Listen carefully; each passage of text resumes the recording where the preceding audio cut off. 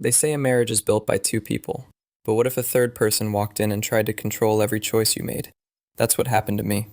And that third person was my wife's mother. From the outside, she looked like the perfect mother-in-law, smiling, polite, even generous. But from the inside, she was a storm waiting to break.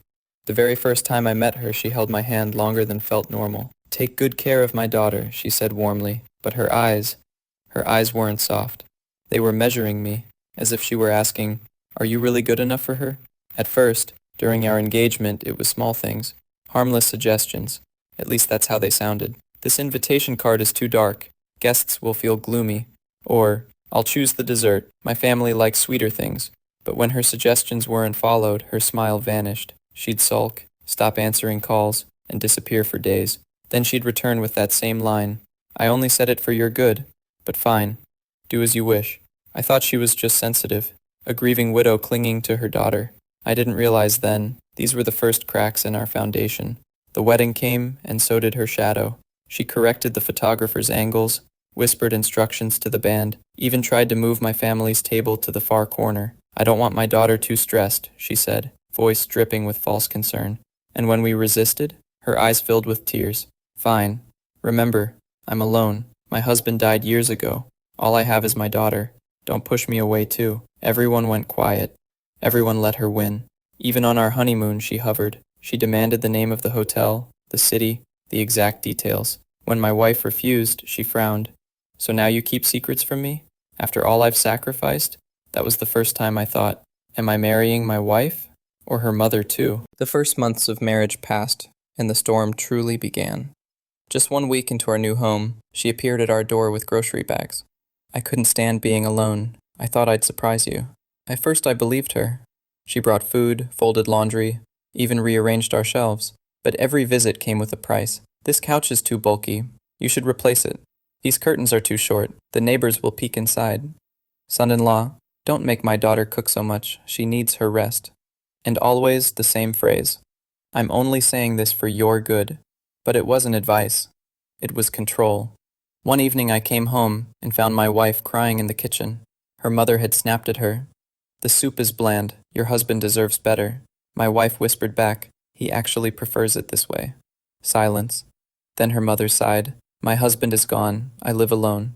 Don't make me feel worthless too." And just like that, my wife apologized. Apologized for nothing. My blood boiled. Why is she apologizing when she's done nothing wrong? Her visits grew relentless. Early mornings, I didn't want to eat breakfast alone. Late nights, I was nearby, so I stopped in.